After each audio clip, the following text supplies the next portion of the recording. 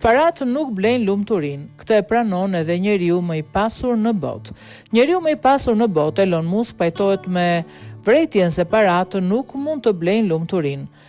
Kushdo që tha, paratë nuk mund të blejnë lumturinë, e dim vërtet se për çfarë po fliste, shkroi ai në X, të cilin e bleu për 44 miliard dollar në vitin 2022.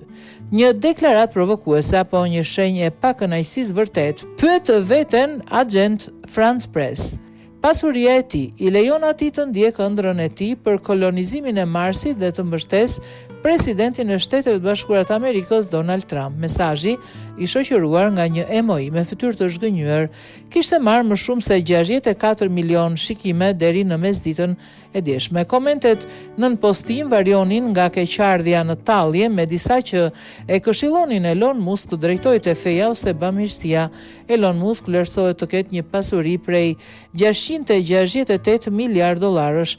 Në fund të vitit 2025, aksionet e Teslas, të cilat ai zotron, votuan në favor të një plani kompensimi prej 1 trilion dollarësh. Musk themeloi kompaninë e makinave elektrike Tesla, startupin e inteligjencës artificiale XAI dhe SpaceX, e cila specializohet në sektorin e hapësirës, shkruan CNN.